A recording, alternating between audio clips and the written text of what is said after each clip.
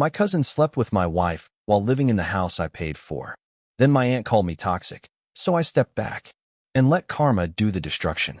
I'm 32, and until 6 months ago, I thought the worst betrayal someone could commit was stealing money from family. Turns out I was wrong. The worst betrayal is when two people you trust most in the world decide your kindness makes you a target instead of someone worth protecting. Let me tell you about how my cousin and my wife destroyed everything I'd built for them, and how stepping back to watch karma work was the most satisfying thing I've ever done. I met Celeste when we were both 25 at a mutual friend's wedding. She was beautiful, confident, and had this laugh that could light up an entire room. We hit it off immediately and spent the whole reception talking about everything from travel dreams to career goals. By the end of the night, I knew I wanted to see her again, and apparently, she felt the same way because she gave me her number without me even asking. Our relationship moved fast, but it felt natural. Within 6 months, we were practically living together, and after a year, I proposed. Celeste said yes immediately, and we started planning what we thought would be the perfect life together. I was working as an electrical contractor making decent money and had just started my own business. Celeste worked in marketing for a small firm and had ambitions of eventually starting her own agency. We bought a house in a nice suburban neighborhood with 4 bedrooms and a big backyard. It was more space than we needed at the time, but we figured we'd grow into it. Maybe have kids someday, or use the extra rooms for home offices. The mortgage was manageable on our combined income, and for the first few years, everything felt like it was falling into place exactly as we'd planned. My cousin Blake had always been the family screw-up. 3 years younger than me, he'd bounced between jobs, relationships, and cities his whole adult life. He had this charm that got him out of most situations, but he never seemed to learn from his mistakes. Our family had been bailing him out of various problems since he turned 18, and frankly, most of us were getting tired of it. Blake's mother, Geneva, is my dad's sister, and she's always been Blake's biggest enabler. No matter what trouble he got into, she'd find a way to excuse his behavior and convince the rest of the family to help him out. "He's just going through a rough patch," was her favorite phrase, followed closely by, "He'll figure it out eventually." The problem was Blake never had to figure anything out because Geneva and the rest of us kept solving his problems for him. 2 years ago, Blake showed up at our door with a sob story about losing his job and his apartment in the same week. He claimed his roommate had skipped out on rent, leaving him holding the bag, and his boss had fired him for being late too many times. He needed somewhere to stay just for a few weeks while he got back on his feet and found a new job. Celeste and I talked it over and decided we could help family in a time of need. We had the extra bedroom, and Blake had always been fun to have around despite his flaws. We figured a few weeks wouldn't hurt, and maybe having a stable environment would help him get his life together. That was our first mistake. The few weeks turned into a month, then 2 months, then 6 months. Blake would get job interviews and seem motivated for a few days, then something would always go wrong. The job wasn't a good fit, or the hours didn't work with his schedule, or the pay was too low. There was always an excuse for why each opportunity fell through and why he needed just a little more time. Meanwhile, he wasn't contributing anything to household expenses. I was paying the mortgage, utilities, groceries, and everything else while Blake treated our house like a free hotel. When I brought up the idea of him paying some rent or at least covering his own food costs, he'd get defensive and remind me that family was supposed to help each other out during tough times. "I'm not asking for charity," he'd say. "I just need a little more time to find the right opportunity. Once I get settled, I'll pay you back for everything." But there was never any real effort to find work. Blake would sleep until noon, play video games most of the afternoon, and go out with friends in the evening. When Celeste or I would ask about his job search, he'd mention a few applications he'd submitted online, but it was clear he wasn't taking it seriously. The worst part was how he started acting like our house was his house. He'd invite friends over without asking, eat our food without replacing it, and leave messes everywhere. When we tried to set boundaries, he'd act hurt and confused, like we were being unreasonable for expecting basic courtesy from a house guest. "I thought we were family," he'd say whenever we brought up any rules or expectations. I didn't realize I was just a tenant here. It was manipulation, pure and simple, but it worked because none of us wanted to be the bad guy who kicked family out onto the street. Geneva would call regularly to check on Blake and thank us for being so generous. She'd promised that he was really trying this time, and that our patience would pay off when he got back on his feet. After a year of this, I was starting to lose my patience. Blake showed no signs of actually wanting to leave, and was becoming more comfortable treating our home like his permanent residence. I started bringing up the idea of setting a firm deadline for him to move out, but Celeste would always convince me to give him more time. "He's your cousin," she'd say. "Family is important. We can afford to help him, and it's the right thing to do." I appreciated that Celeste wanted to be supportive of my family, but I was starting to feel like we were being taken advantage of. Blake was a grown man who was perfectly capable of working and supporting himself, but he'd found a situation where he didn't have to and was milking it for everything it was worth. What I didn't know was that while I was working long hours to support 3 adults instead of 2, Blake and Celeste were getting closer in ways that crossed every line imaginable. The late-night conversations while I was asleep, the shared jokes, and inside references, the way they'd both go quiet when I walked into a room. All the signs were there, but I trusted both of them completely. That trust was about to cost me everything.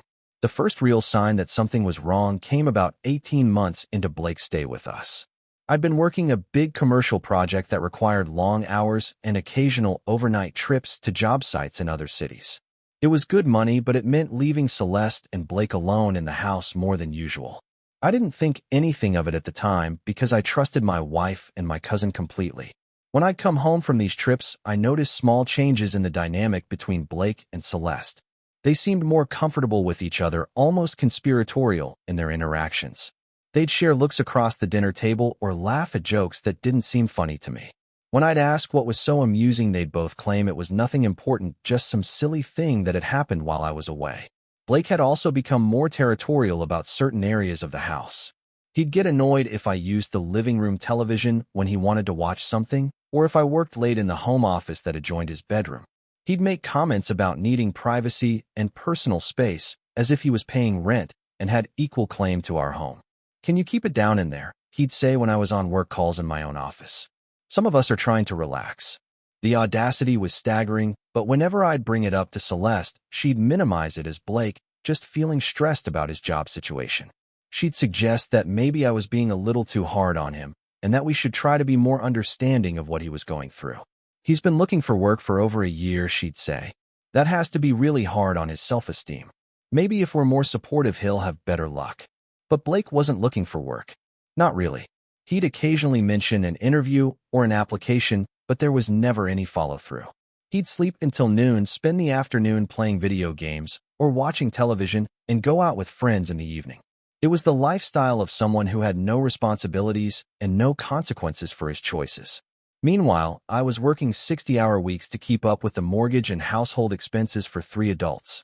The financial strain was starting to affect my business because I was taking on projects I normally wouldn't consider just to maintain our standard of living.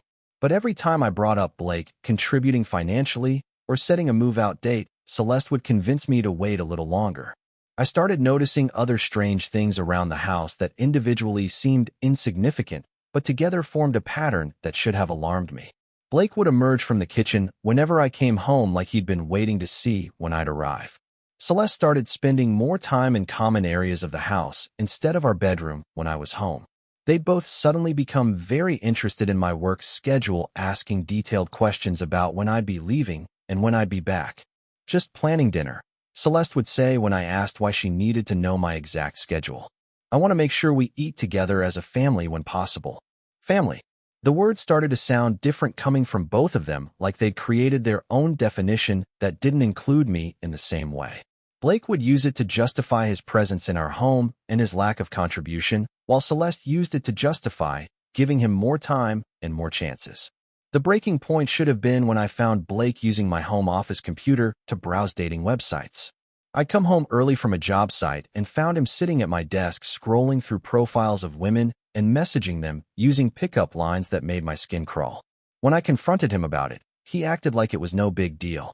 "I was just bored," he said with a shrug. "It's not like I was looking at anything inappropriate. Just trying to meet people. On my computer without asking," I said. "In my office that you're not supposed to be using. Come on, man, don't be so uptight. We're family. What's mine is yours, and what's yours is mine, right?" That phrase made my blood boil. Nothing was his. He contributed nothing, owned nothing, and had no claim to anything in our house. But he'd convinced himself that being family meant he was entitled to whatever he wanted whenever he wanted it.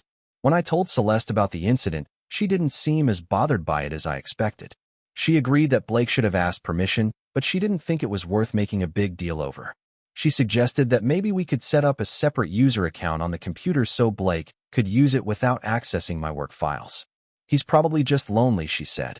Being unemployed and living with a married couple can't be easy. Maybe if he meets someone nice, it'll motivate him to get his life together.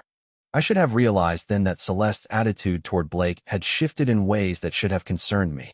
She was making excuses for behavior that would have annoyed her coming from anyone else. She was prioritizing his comfort over my reasonable expectations for respect in my own home. Most telling of all, she was encouraging him to find romantic connections while showing no signs of wanting him to move out and start his own life. Looking back, I can see how they were both testing boundaries and normalizing increasingly inappropriate behavior. Blake would make comments about how nice Celeste looked or how lucky I was to have such an understanding wife. Celeste would laugh off these comments or even seem pleased by them instead of shutting them down the way a married woman should when another man crosses lines. They started having inside jokes and shared references that excluded me. They'd both be in the middle of animated conversations that would suddenly stop when I entered the room. When I'd ask what they were talking about, they'd claim it was nothing important or change the subject entirely.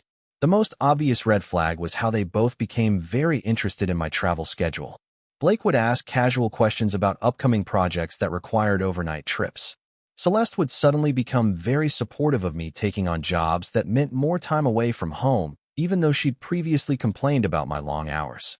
The money is good, she'd say when I'd mention a project that would require several days in another city. We should take advantage of these opportunities while they're available. What I didn't understand at the time was that they weren't encouraging my success, they were creating opportunities for their betrayal.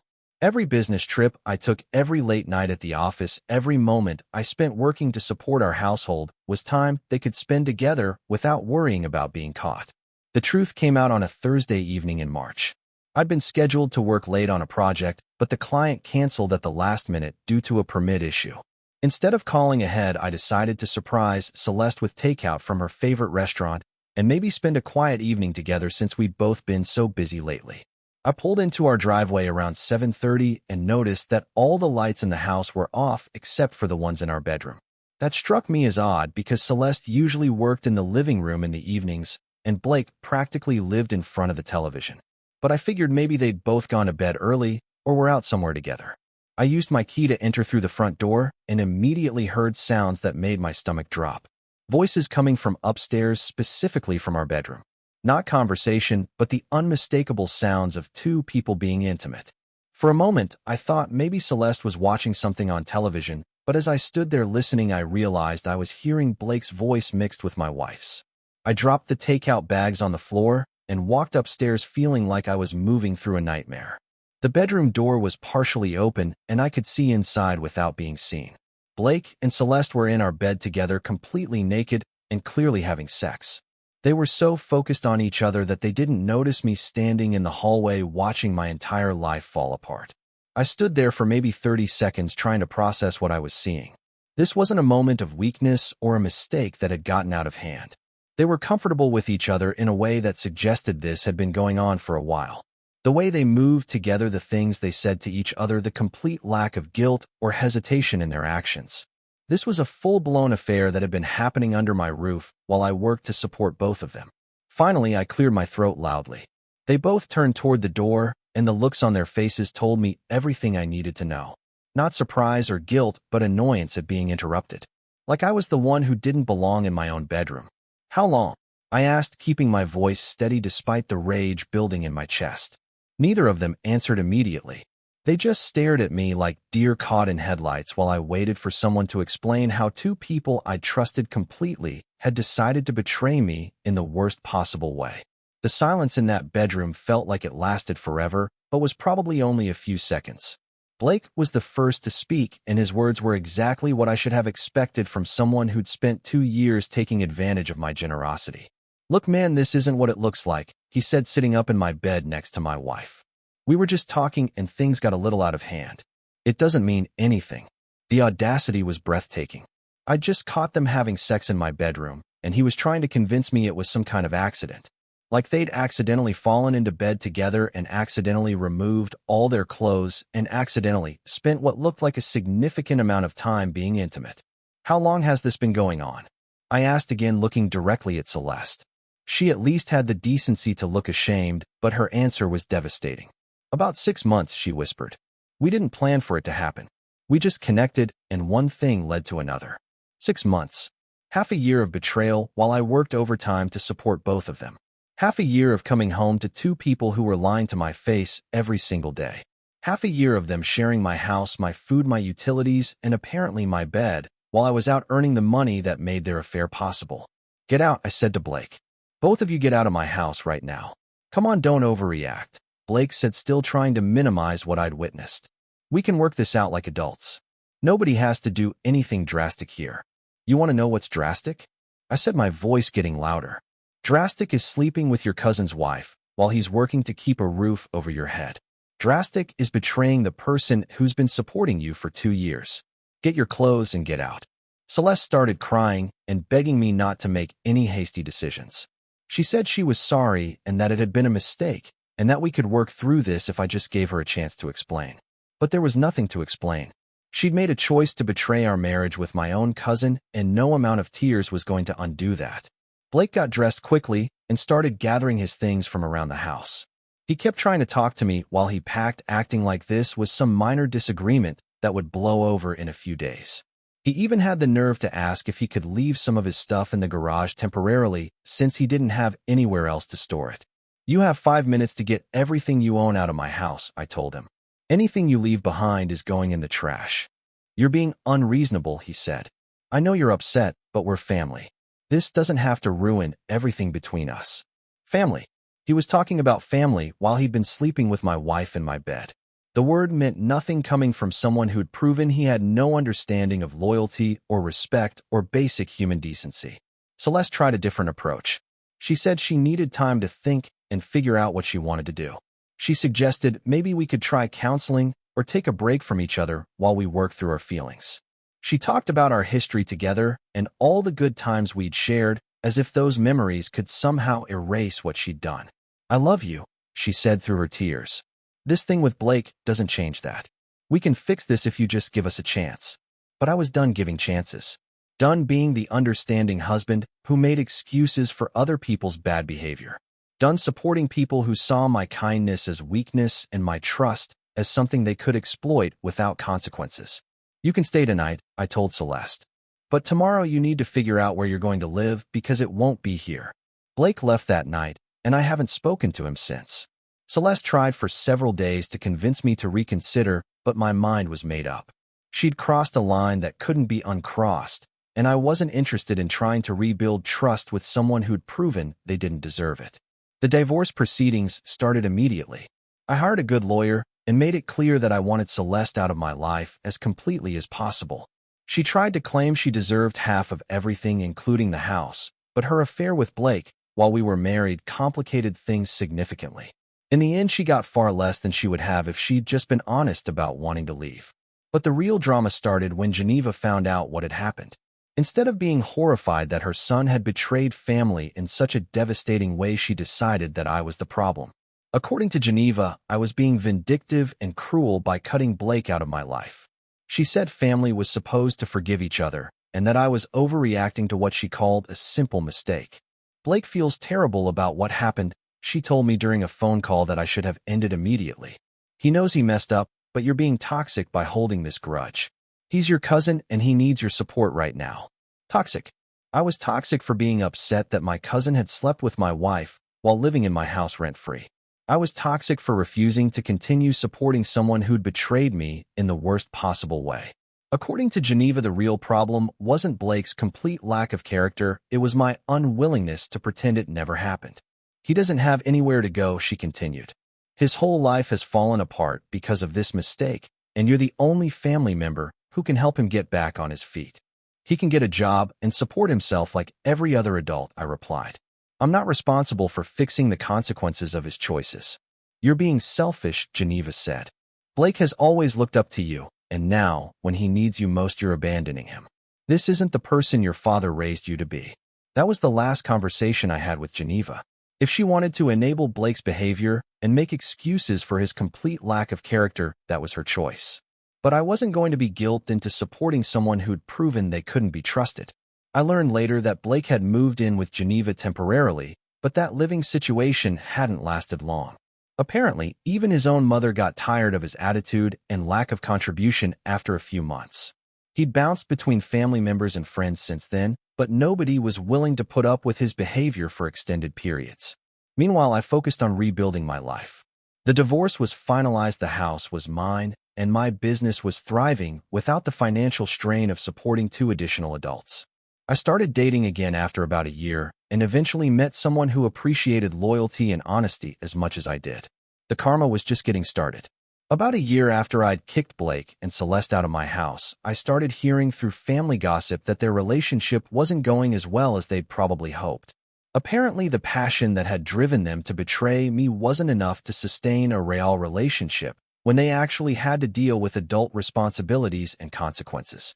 Blake had expected Celeste to support him financially the same way I had, but she didn't have the income or the patience for his freeloading lifestyle. She'd gotten an apartment after our divorce, but it was small and expensive, and having Blake as a permanent house guest was straining her budget and her sanity. According to my cousin Willis, who still talked to Blake occasionally, they were fighting constantly about money, work, and Blake's complete lack of motivation. She keeps telling him he needs to get a job, Willis told me during a family barbecue. But you know Blake. He's got a million excuses for why every opportunity isn't good enough. She's getting fed up with supporting him. I felt no sympathy for either of them. They'd destroyed my marriage and broken up my family for what they'd thought was true love, but apparently that love wasn't strong enough to survive the reality of actually building a life together. Blake was still the same irresponsible person he'd always been, and Celeste was learning what I'd known for years, that his charm only went so far when you were the one paying all the bills. The real vindication came when I learned that Celeste had started seeing someone else. A guy from her work who actually had ambition and treated her like an equal partner instead of a meal ticket. Blake found out about the other relationship and, according to Willis, completely lost his mind. He showed up at her apartment screaming about how she was cheating on him, Willis reported with obvious amusement. Can you believe the irony? The guy who helped her cheat on you is mad that she might be cheating on him. But the best part was Blake's reaction when Celeste finally kicked him out. He apparently expected to be able to move back in with Geneva, but she'd reached her limit with his behavior and refused to take him in again. He'd burned bridges with most of our extended family by this point, and none of his friends were willing to let him crash indefinitely. For the first time in his adult life, Blake was facing real consequences with no safety net. No family member willing to bail him out, no girlfriend willing to support him, and no place to live except whatever he could afford with whatever job he could actually keep.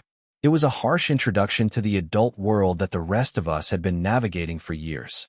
Geneva called me about 6 months ago in what I can only describe as desperation. Blake had been evicted from his apartment for not paying rent and was sleeping in his car. She wanted to know if I'd be willing to help him just one more time for the sake of family unity. He's learned his lesson, she insisted. He knows he made a terrible mistake, and he's ready to make things right. Couldn't you just give him another chance? No, I said simply. Blake is an adult who made adult choices. He can live with the adult consequences. You've become so hard, Geneva said sadly. I don't know what happened to the generous person you used to be. That generous person got taken advantage of by people who mistook kindness for weakness, I replied. I'm not hard, I'm just done being a doormat for people who don't appreciate what they have. Geneva hung up on me after that conversation, and I haven't heard from her since. According to other family members, Blake eventually found a job at a fast food restaurant and is living in a studio apartment in a rough part of town. He's apparently bitter about how his life has turned out and still blames me for refusing to forgive him and take him back. Meanwhile, my life has never been better. I married someone who appreciates loyalty and partnership. My business is thriving without the financial drain of supporting freeloaders. I have a beautiful home that's actually mine without unwanted house guests who think they're entitled to everything I've worked for. The best part is that I didn't have to do anything to get revenge on Blake and Celeste. I just stepped back and let their own poor choices catch up with them.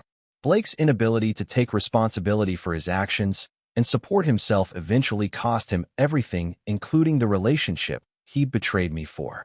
Celeste learned that trading a loyal husband for a charming deadbeat was a terrible decision that left her worse off than she'd been before.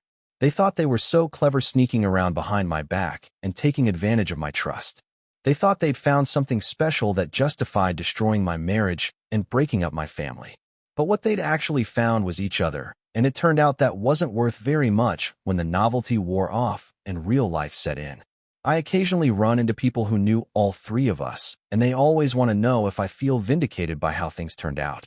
The truth is I don't spend much time thinking about Blake or Celeste anymore. They're part of my past, and not a very important part at that. But when I do think about them, I feel satisfied knowing that karma handled the situation better than any revenge I could have planned. Some people learn from their mistakes and become better. Others keep making the same mistakes until the consequences become too severe to ignore.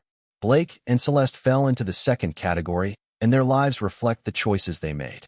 They had everything they needed to build something good together, but they chose betrayal over loyalty and chaos over stability. Now they're living with those choices, while I'm living my best life with someone who understands that trust once broken is almost impossible to repair. Sometimes the best thing you can do when people show you who they really are is believe them and act accordingly. I believed Blake and Celeste when they showed me they couldn't be trusted, and I acted accordingly by removing them from my life completely. The karma that followed was just a bonus.